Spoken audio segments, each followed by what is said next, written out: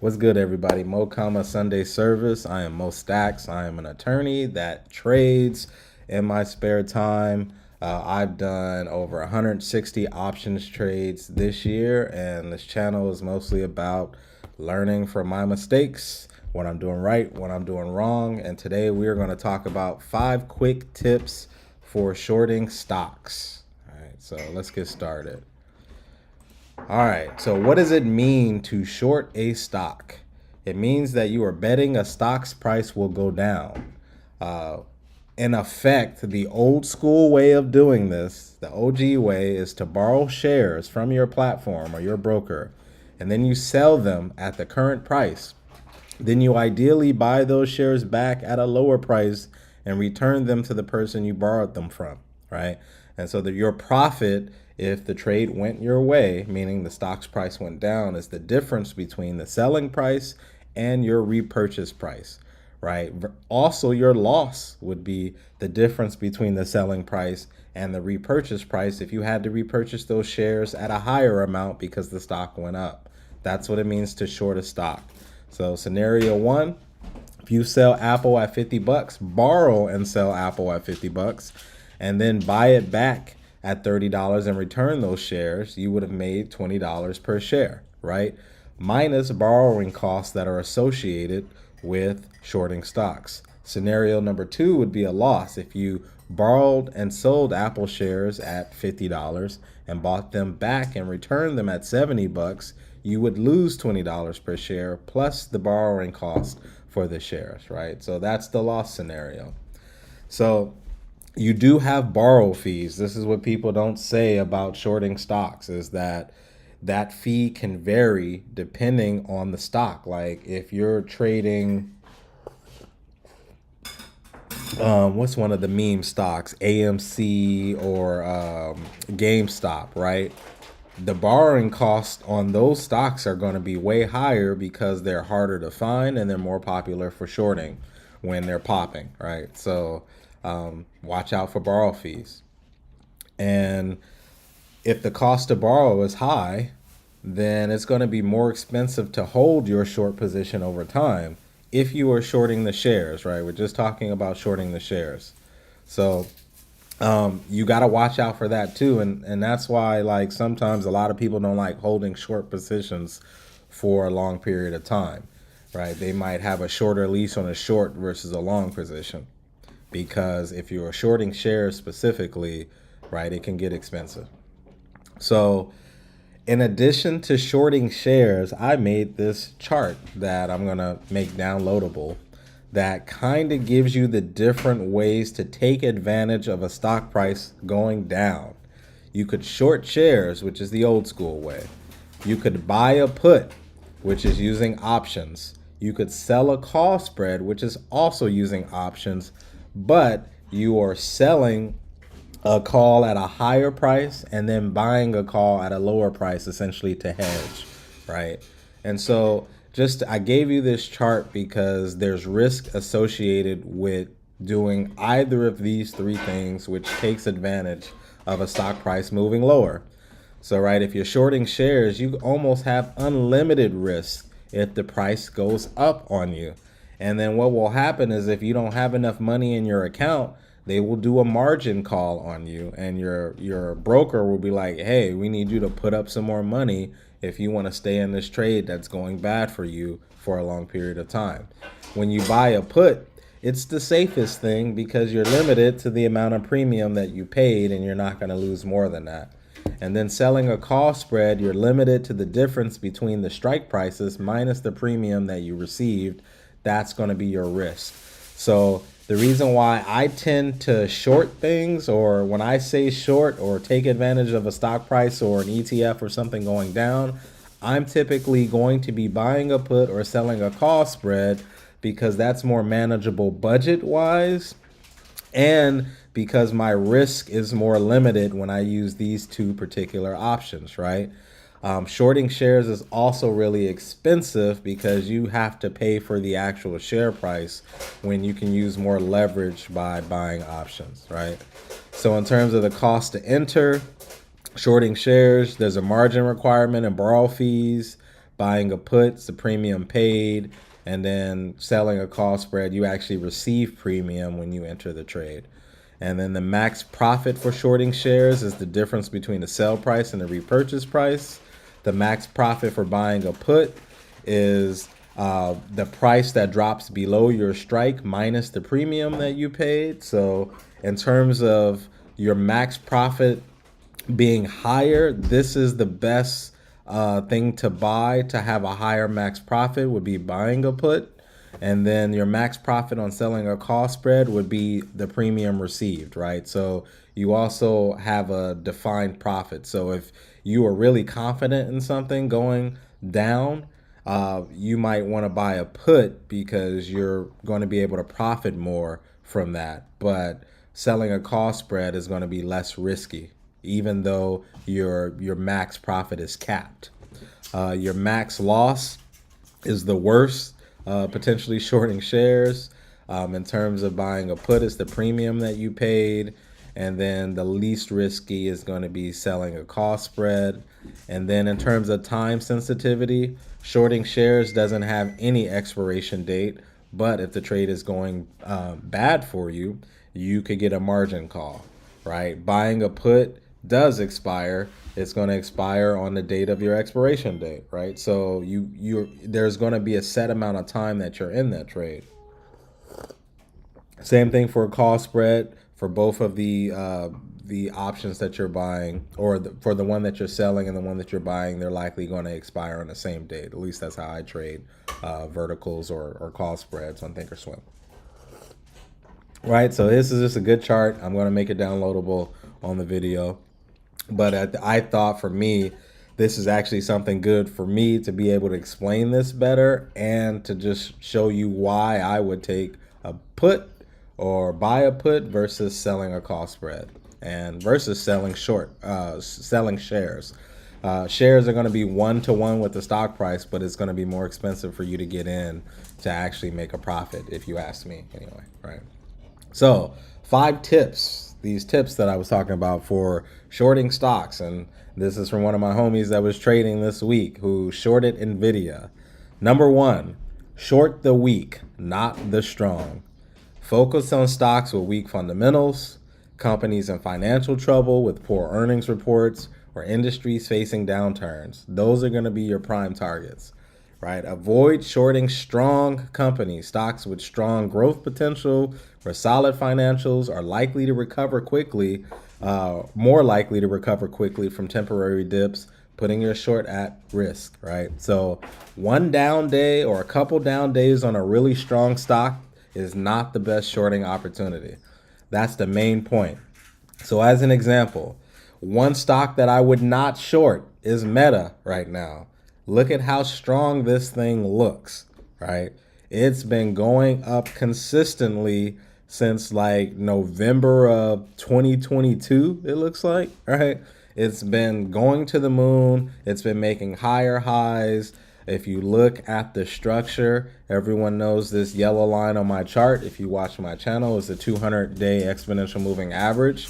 And it's well above that, which means this stock is bullish. So even if it had a couple of down candles, which it did the last couple of days, I am not shorting Meta, right? Same thing with NVIDIA. NVIDIA has gone to the moon over the last, year or so, right? It's come from, 56, but this is post stock split, from like $40 all the way up to 140. And it's seemingly making newer highs or getting back up to old highs. It's well away from the 200 EMA. The lower EMAs are on top of the higher the higher period EMAs, exponential moving averages. This is a bullish stock. So I don't care if it has one big down candle, which is what it had on this day, and or these two down candles. And so Isaac, just speaking, you got in on this day to the downside, and I got into the upside. I would not short something this strong. If I'm going to short, I'm going to go find the weakest things in the market. So number 2, follow the downtrend. Short in a confirmed downtrend, look for lower highs and lower lows in a stock price chart. Ride the momentum. Stocks in a downtrend often continue to drop. So just like stocks in an uptrend are likely to continue to go up, stocks in a downtrend are likely going to continue going down, right? So use technical indicators. I use moving averages, which you just saw on my chart, the RSI or slow stochastics and volume to confirm a solid downtrend. So if we get an example, what would I short if I were to short anything? Look at Boeing. Boeing looks terrible, right? The chart is exactly flipped from when we looked at Meta, right? So with Meta, you have the price bouncing off the 200 and going way higher, right? Versus Boeing, you have the price bouncing off the 200 and going down. So if I were to short anything in the market, I would try to short something like this, like Boeing when it pops up to like the 50 or the 200, right? If you would have been shorting Boeing since January of this year at the 200, betting on it to come down, you would have won once, you would have won twice, you would have won 3 times, you would have won 4 times, you would have won 5 times, right? Just shorting it at the 200 if that were your strategy. Because this has been in a downtrend since we've been essentially here, right? Since the end of 2023. So I would be looking at Boeing to short on a pop, right? So if Boeing popped up to like 178, I would be interested in shorting Boeing. Just as an example, right? Not that I short or would short in this market. That's something that I would be more interested in shorting. Tip number 3, short at an edge. Wait for a pullback to an important level. That's what we were just talking about, right? Take advantage of a key price level or a fib or something like that and be patient. Like if you want to short something but it's not at your level, wait for it to hit that edge before you short. As another example, look at Spirit Airlines. This is another thing that I would have shorted. Right now they're talking about bankruptcy, so all the juice might be out of the squeeze, or whatever the damn saying is, right? All the juice is gone on this one.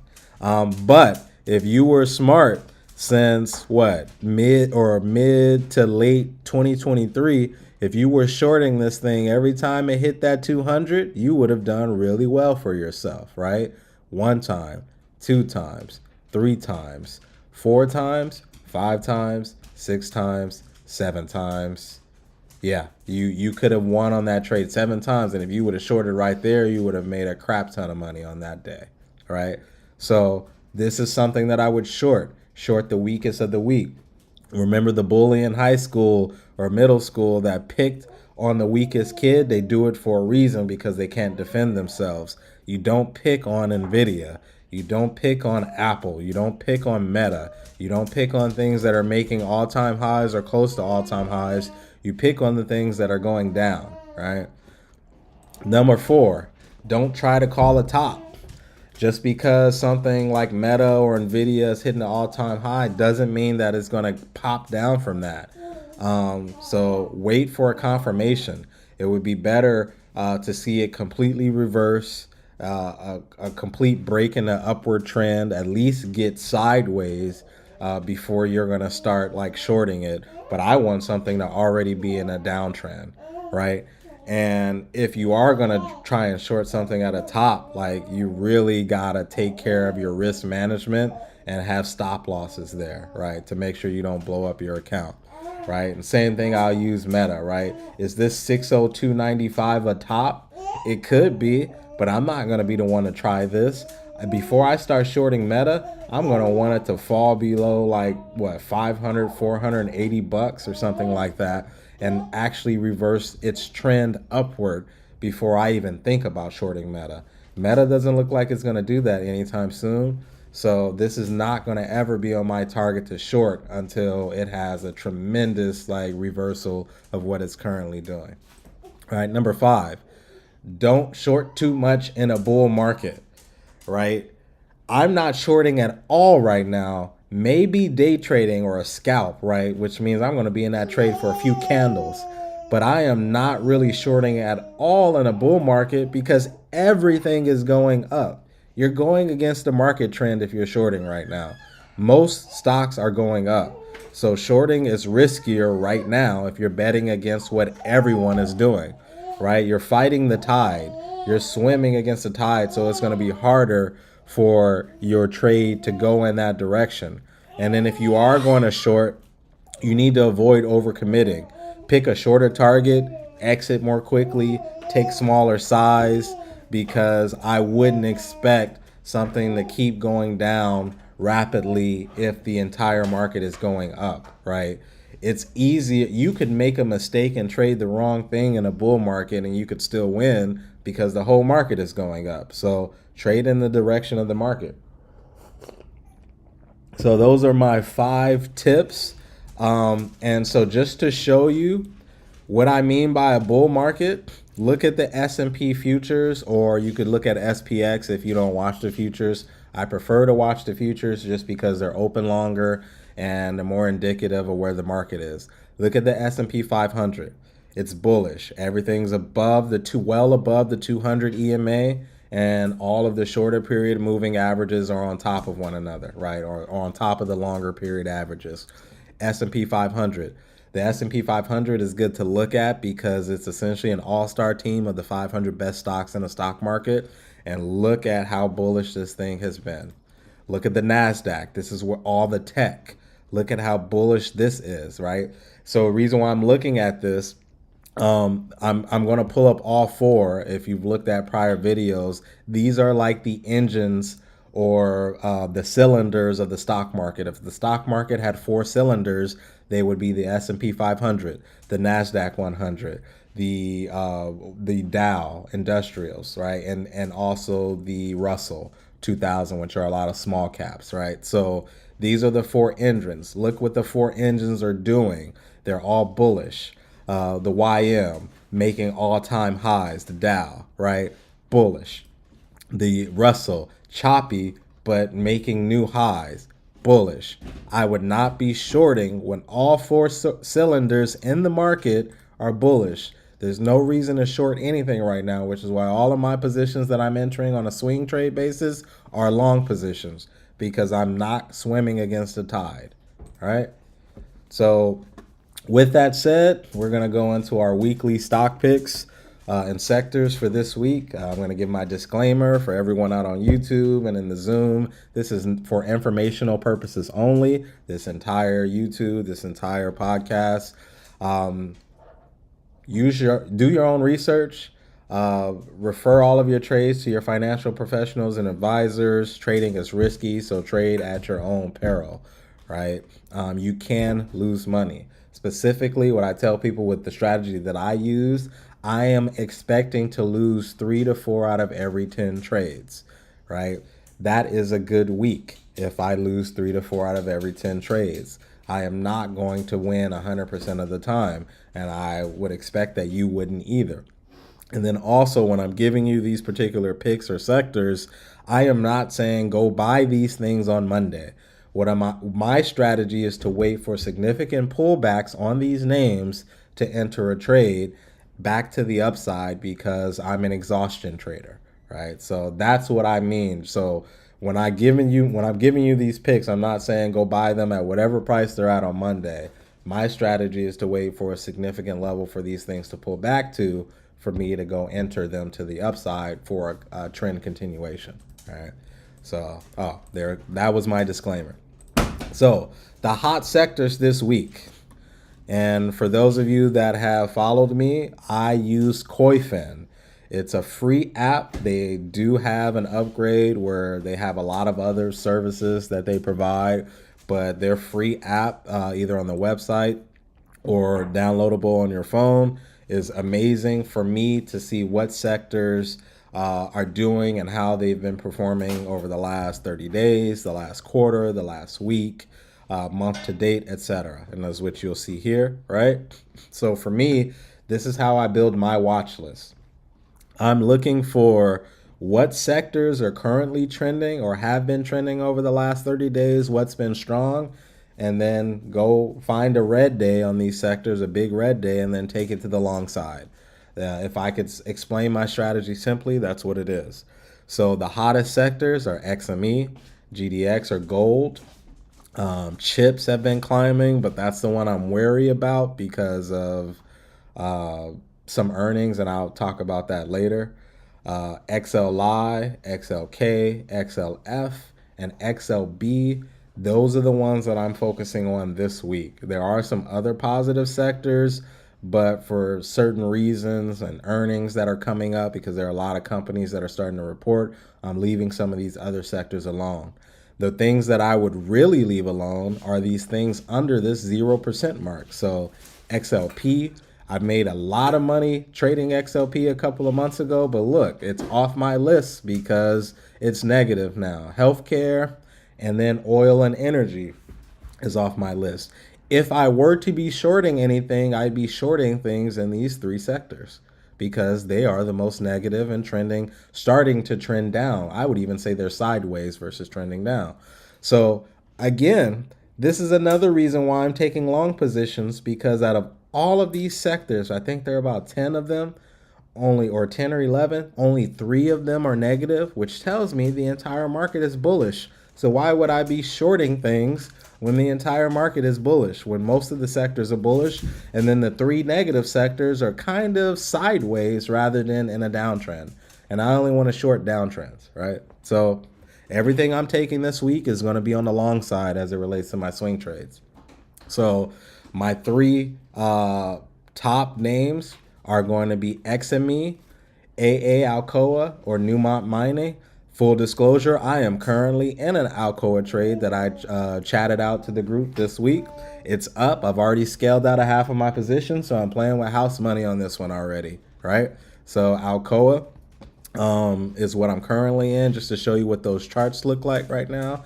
XME as a whole sector has been relatively bullish. You see these shorter period moving averages. The green is a 21, the orange is a 34, the blue is a 50, the yellow is a 200. They're well above that, and so essentially I want this on a pullback. I might not enter an XME though, because I'm already in an Alcoa trade, so I'm already in the sector. So personally I'm not going to trade this, but if you're not already in the sector, XME would be a way to play the entire sector.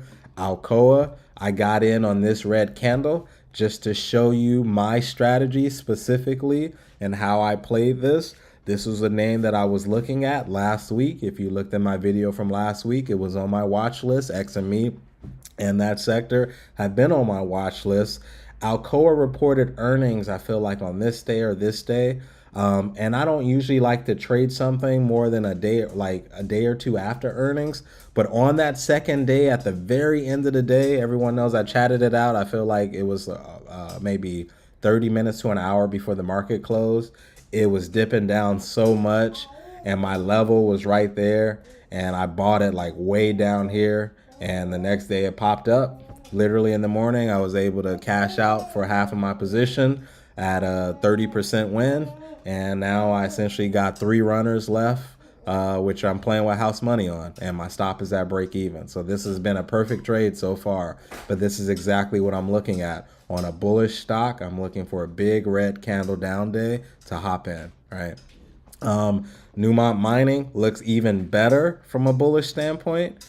And this goes well with gold too, and gold has been strong. So metals and mining sector and gold, this is heavily weighted in both of those, and it's been doing absolutely amazing. So I would look for a pullback on Newmont Mining as well, right? Or Newmont Corp is what it's called.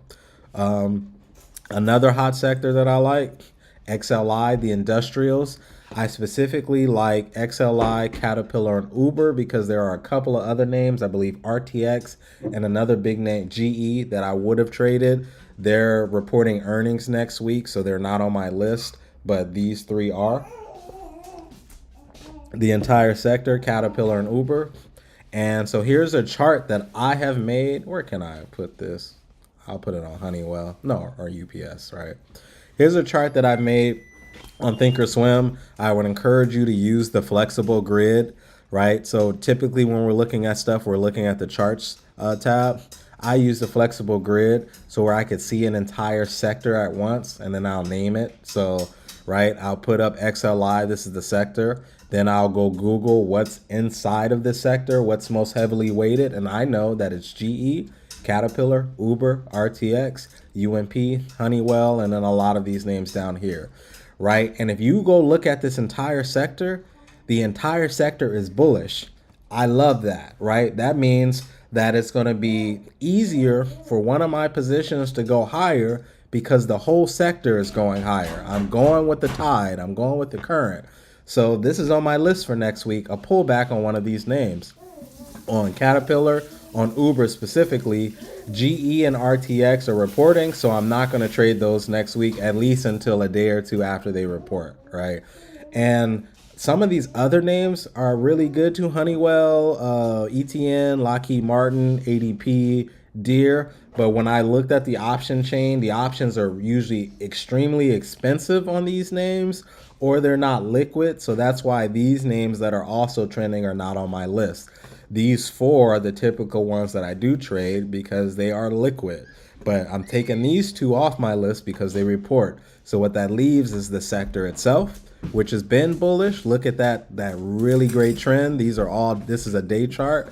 And Caterpillar, which is more sideways. So I probably would rather trade Uber over Caterpillar, but Caterpillar is also on my list too, but I might, give this a shorter leash. But I just like the fact that it's in a bullish sector. So really, if I had to say, I would go XLI, Uber, then Caterpillar if they were all pulling back at the same time, right? I like Uber more because it made a new high after it reported earnings, right? So, and I like the fact that Uber is already post earnings, I believe. So the fact that it's post earnings means that it's going to be less volatility when RTX or GE reports, right? So the next sector has been hot, XLK. And while we did see SMH higher up on the list, I looked into SMH, and SMH is being held up by these three names that are also heavily weighted in XLK. So I would say XLK over the chip sector, but if you're going to go chips, I would take NVIDIA, TSM, and AVGO to the upside, right? Same thing with that trade that I got into NVIDIA. I was able to scale out a half of my position right away, but then I got stopped out at break even. I'm almost pissed that I hit my target so early because it popped up the next couple of days. I would have made a ton of money if I would have stayed in that trade, but a win is a win, right? So XLK, NVIDIA, TSM, AVGO on the chip side. On the standard tech side, Apple, CRM, Cisco, Oracle, right? Once again, another multi-sector look. The weakest thing here is Adobe, so don't trade Adobe. If I were to short anything, I would short Adobe, but I'm not going to short even the weakest stock if the entire sector is strong, right? Because I'm going against the tide, even though this thing looks pretty weak. But just to show you, XLK looks strong, it's trending, it's making newer highs, right? Apple is making newer highs. It just broke out. That's why I just put that on my list this week. It wasn't on there last week. NVIDIA has been tearing it up the last couple of weeks, and that's why it's making new highs. It's on my list. It keeps hitting that 140 mark, which was like that all-time high, and popping down. But the fact that it keeps going up, I feel like it's a candidate for a breakout. And if it breaks out above that all-time high, who knows where it could go due to FOMO. I would not trade Microsoft. Microsoft has been the weakest thing for some reason in XLK. But the other things on my list, AVGO, Broadcom, strong trend. CRM has been a strong trend. Oracle has been a strong trend. Cisco has been a strong trend. IBM would have been on my list, but it's also reporting earnings next week, so it's off my list, right? Just showing you how I make my watch list, and just showing you SMH. SMH has been doing well, but it's been more sideways. That's why I'm not trading it. It might start to trend. If it breaks this high right here that it made, then I will probably start trading SMH on pullbacks. But right now it's more sideways. But the things in it that are also in XLK, NVIDIA, TSM, and AVGO, those are all on my list. But everything else, ASML, looks bad, and I own this in my long-term portfolio. Qualcomm doesn't look so good. It's sideways. Texas Instruments, same thing. Micron, sideways. It's trading between this zone of these purple lines. AMAT, all of these others, AMD sideways, Intel sideways too, which is why I'm more bullish XLK versus SMH, with the exception of these three names at the top that are most heavily weighted in SMH and are the reason that SMH has been doing well. Because if you ask me, most of the sector has been bad, or I wouldn't say bad, it's been either sideways or down, and these three are propping it up. So these are the only three that I would trade, right? XLF has been popping lately, right? After some of the bank earnings, but I would actually be more likely to trade MasterCard, Wells Fargo, and AXP. I also think there are some earnings coming up with some of these. Another reason why I'm trading some of those things is because they're more liquid. I actually like looking at this. I actually should put JP Morgan on there too. But I think I want JP Morgan if it breaks out above this purple line, which is a range that it's been holding. So if it breaks out there next week, JP Morgan is going to kind of come on my list too. The banks, actually, Bank of America looks pretty decent too. Was that on my list? No, Bank of America should have been on there too. I do like the financial sector. Look how bullish this is. How far away it broke out of this range. So like a pullback coming back down looks really good on XLF. JP Morgan, Bank of America, Wells Fargo looks the most bullish. Wells looks the most bullish out of the big banks. And in terms of the credit cards, MasterCard looks really good, and American Express looks really good on a pullback. Even some of these, Morgan Stanley, BlackRock looks good. But that's why I like the sector. I'm going to be looking for a trade in one of these names in XLF. I like XLI too. And then gold. The reason why is this is the fourth sector we're talking about, is because gold's been steadily climbing. So I'm wary because I feel more people are talking about it. I said that last week and still took a trade that won last week. So once again, who cares how I feel until this trade stops working? I'm going to keep taking it as long as it's trending. But it's been trending for a long time. I've hopped in and out 2 or 3 times, and I've been profitable every single time. So same thing, gold on a pullback. I traded through the futures, GC, but I'll trade the actual ETF that corresponds. I wanted to just show you how the chart looks almost identical, even though if you don't trade futures, and I don't typically trade futures, I'll trade options, but I'll trade options on the ETF that tracks the futures, and in this case it's GLD. So this is what I've been trading. And you could also trade GDX, but it's been more volatile. So I would prefer to be in a GLD trade versus a GDX trade personally, because this has been more volatile. This is the gold miners versus the commodity itself of gold. I feel like the commodity has been doing better than the actual gold miners. So this is what I would trade, or I would trade GLD over GDX next week personally. And then XLB. I don't know why it says commodities. This is an ETF. Sorry for the mistake. XLB, building materials. There are also like things inside of XLB that are also inside XME as well, or XLI. But I also like the ETF itself. Same thing, looks bullish, right? The mastery class that I'm pissed that I didn't get in on the trade. I think that they took down here.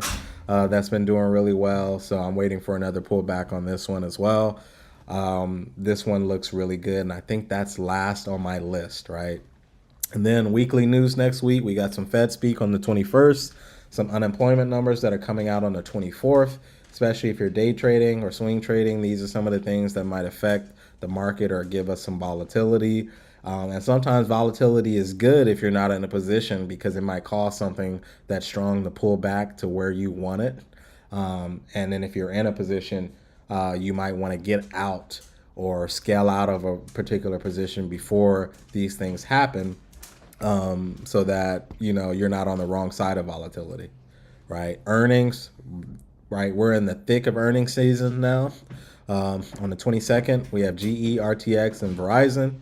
On the 23rd, we got big Tesla coming up, Coca-Cola, T-Mobile. That's been doing really well. This would still be on my list if it didn't have earnings, but this thing has had like 14 straight days of up candles. I've been waiting for a pullback in this name forever, and it just hasn't pulled back. It's just been going to the moon. IBM, Amazon is on the 24th, and UPS, Tesla, and Amazon are the keys for next week in terms of they're going to affect the market, specifically XLY. T-Mobile, Tesla, Amazon are an XLY. That's another reason why XLY and XLY names are not on my list for next week, because we're going to see some volatility. But if Tesla reports great earnings or Amazon reports great earnings and pushes XLY up next week, you might see that on my list again, right? Consumer discretionary. So that's really all I got for this week. But before we end, I wanted to go to Thinkorswim and then kind of talk about execution. This is going to be the last section every single Sunday. Is talk about, okay, I talked about how I would get into a trade, but how would I execute it, right? Because I feel like this is what a lot of other channels don't talk about. They tell you buy a call, sell a call spread, sell a put spread, but no one tells you like how to actually enter the trade, right? So let's take one of those names. Just to show you what my multi-chart looks like, a sector that I like. Let's say XLI. Let's say I wanted to get into Uber, right? It's a name that I've been tracking for a minute. I'm waiting for a significant pullback. So I go and buy tools to help me trade better. I use hourly price movement ranges from Simpler Trading, right? That are built by someone who teaches a mastery that I'm in right now. Her name is Raji Horner. And so these are essentially, if I had to explain them, they're a mix between like average true ranges, but they also include time and volume at the same time to kind of show you where things tend to pop or where a name is likely going to bounce up or where it's overextended, either to the upside if it's in the yellow or to the downside if it's in the gray, right? You could also go to ChatGPT. If you don't want to pay for these monthly subscriptions to find a tool like this, I would also encourage you to do what I used to do before I started paying for these ranges that made things easier for me. I would go to Yahoo Finance, and let's say I'm trading Uber, right? Let's stick to that same example. I would type in Uber. I would go to, where's the history? Historical data. All right. And then I would go take, let's say, at least 2 weeks of price data. So, yeah, actually, that would be 2 trading weeks. The 20th, or no, let's say the 10th. Let's say the 9th, 2024.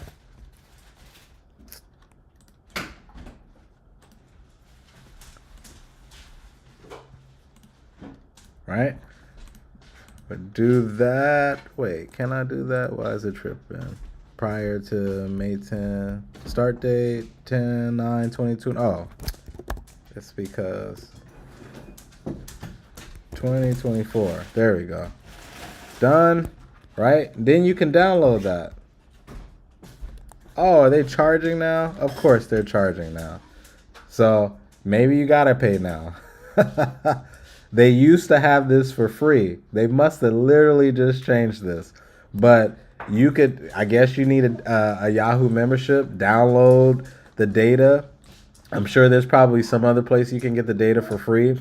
And then what I would do is go throw that into ChatGPT, and then go ask ChatGPT to go get the market data and say, hey, ChatGPT, what's the ATR for Uber over the last 10 trading days expressed as a percentage and a dollar amount.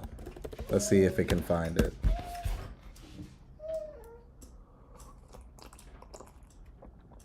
Did it find it? It did. So I don't, oh, from FinViz. So I guess FinViz has it for free, so get it from FinViz. So this is what it did. So it told me that on Monday, Uber is likely to move like no more than $2.38 or approximately 3%. So what I would do Then let's go back and let me just get a cleaner chart. Uber. So Uber closed at 79.16. So I would do 79.16 minus, what did ChatGPT tell me? It told me it was $2.38. So minus 238, 76.78. It's crazy because I already have a level right there. Right? And it's crazy when I already do so. And I did this previously, but that's what I would want. So I would essentially move my alert to maybe a little bit ahead of that, right? Because that's supposed to be where it gets exhausted, because that's what the true range is. And then maybe put it right here at the 50. Those would be like my entry points. If I see Uber like lower than this particular price range, or maybe a little, or where this alert is, that's where I'm going to want to enter Uber to try and go back to the upside. And then I do like the fact that Uber has been bullish and has had like 5 down days. For me, I'm like, it's bound to have an up day, especially if it pulls back more. That would be a strategy for me of like approximately where I would enter. I would draw these price levels on my chart, and then I would go look at the liquidity of the options at that level. So if my entry range is around 76, 78, right? Or a little bit above that, let's say like $77 and below, I would go look at for a swing. Is there any liquidity? I usually like OpX. These, see if I'm at 70, what did I want at 76? These are a little expensive.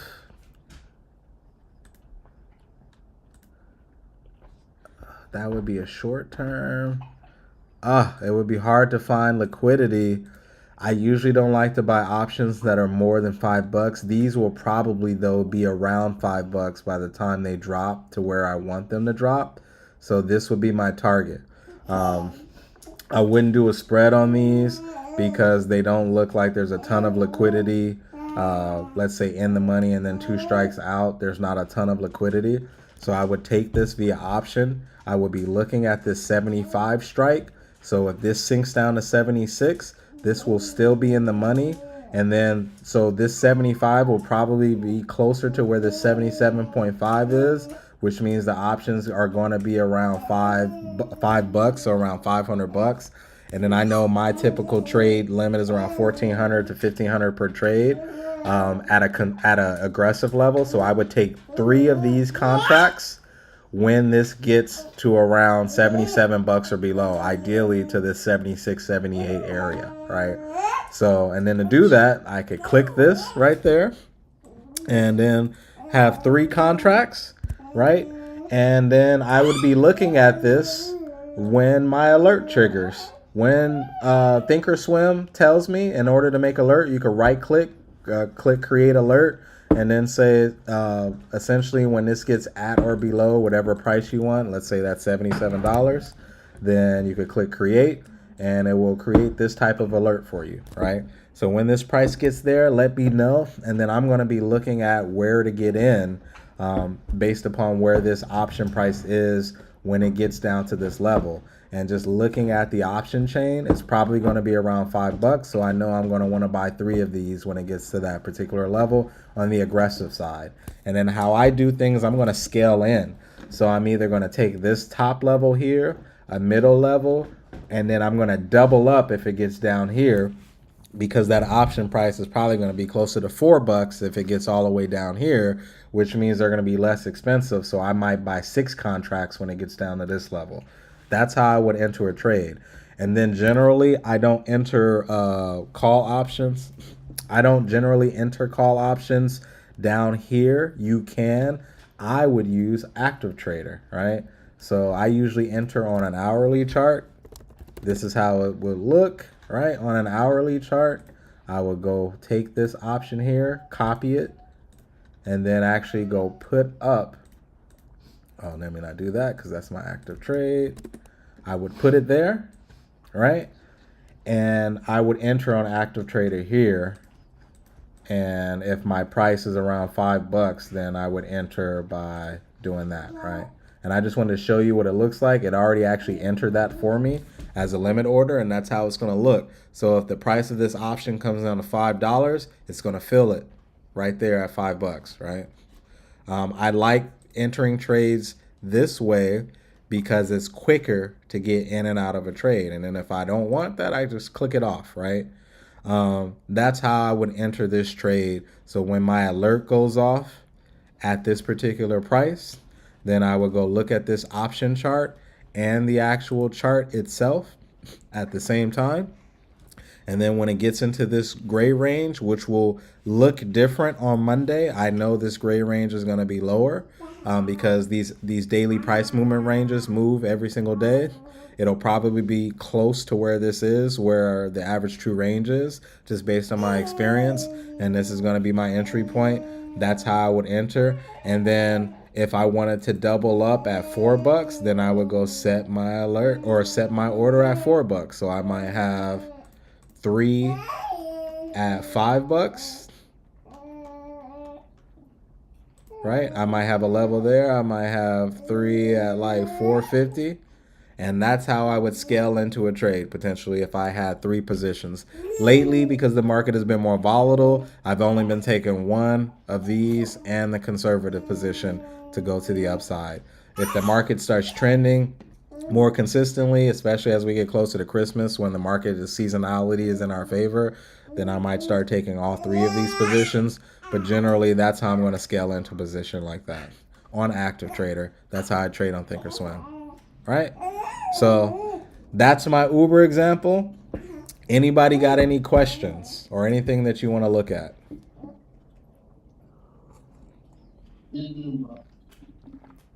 Not today, thank you, sir. Ange, DeAndre?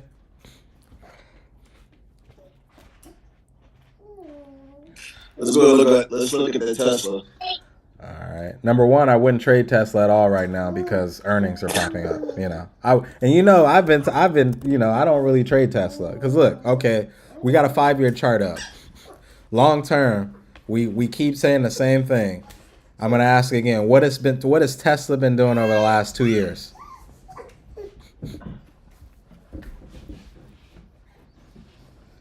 This is a question. That chart looks real choppy. I don't know. It's been going sideways.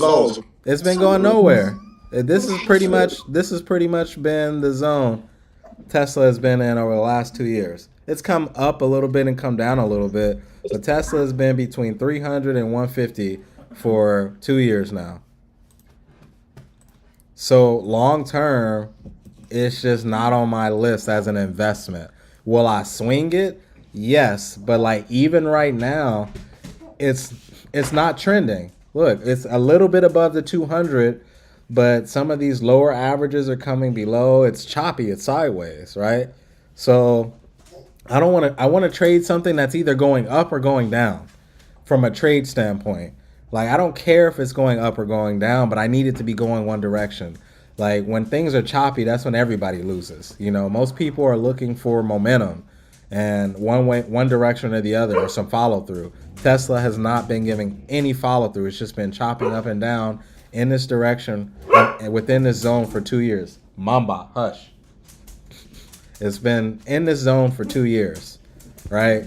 So for me, I just think there are better things to trade. If we're talking about the XLY sector, previously XLY itself has been better to trade than Tesla, but like I don't like trading the stuff that everybody else is interested in. That's the stuff that gets exhausted. I would rather trade the entire sector over Tesla because XLY looks better, than Tesla itself. And what I've really been trying to get on a pullback is McDonald's. Look at McDonald's. And ain't nobody been talking about McDonald's. But look at McDonald's, how that looks. That looks amazing. Mamba. Hush. Like McDonald's looks amazing. So like I would rather be in this. It's not sexy, and I wouldn't be in it long term as an investment either. But to trade it, look, that thing's been bouncing off. It hasn't even been getting to the 21. But this is bullish. This is the only reason this is not on my list this week is because Tesla and Amazon are reporting this week, which is going to have a huge effect on the entire sector that McDonald's is in. So once that's done reporting, McDonald's is probably going to go back on my list unless it tanks. But I'd rather be in McDonald's, in that same sector, Home Depot. Look at Home Depot and look at Lowe's. Those are the three that would be on my list if XLY, if Tesla and Amazon weren't reporting this week. Those look way better to take than Tesla. Look at, right? That doesn't look bullish. Look at that. And then Amazon. Amazon is better than Tesla, but even Amazon is sideways. All right. So there's more potential for follow through in McDonald's, HD, and Lowe's. And then what I like about those names is that those aren't going to be in the news like that. Nobody's talking about them. So I want the sneaky, quiet trade. I don't want the trade that everybody else is in or it's overcrowded. And that's my fear with gold right now. Gold has been going up. Look at that uptrend in gold since the end of 2023. So for me, I'm wary that this might be over, but I'm still going to take it because it fits my criteria. It's my setup. But I feel that too many people are starting to crowd into gold. And then once too many people are in it, then that's when they pull the rug on you, At least that's been my experience. So I'd rather be in things like XL. No one's talking about industrials right now. But yet the whole sector that I showed you is fire right now. The whole sector is trending up. But nobody's talking about GE and Caterpillar and RTX and Honeywell and Lockheed Martin. And remember, wars are heating up right now. So the Lockheed Martins and the RTX and the Raytheons are going to do pretty well because everybody's buying weapons because of the Israel-Ukraine stuff and all of that stuff is going on. So, and no one's talking about this sector. So this is where I want to be.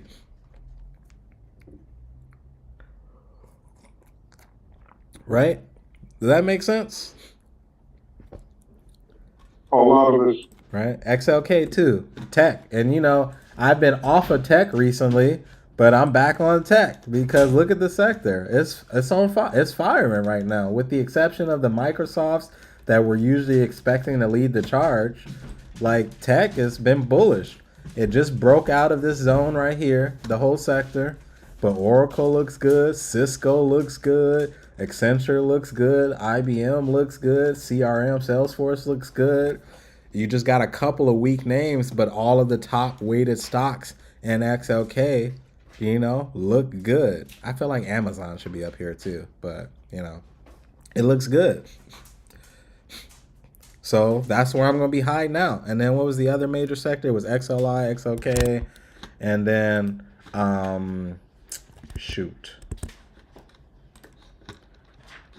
what was the other major sector that I liked? A lot of names in. I think those were the top ones. XLI, XLK. Oh, and an XLF, right? That's the last one. XLF, everything green trending, everything breaking highs, old highs. That's what I want to see. That means I could even choose the worst name or the wrong name in here and have a higher probability of winning just because the entire sector is going up. Look at that. Everything. This is where I want to be. And then it's boring too. Nobody wants to trade financials. Everyone wants to talk about NVIDIA. Everyone wants to talk about AMD. No one wants to talk about Goldman Sachs and American Express and Bank of America and JP Morgan. But that's where all the strength is. So that's where the sector is rotating into. And sector rotation is not important for just long-term investing, but for swing trading or day trading, you better know what's popping right now, right? And then get it on a pullback. But don't be in a name just because it's sexy. Be in a name or in a sector because it's trending upward or downward if you're buying puts or selling call spreads, right?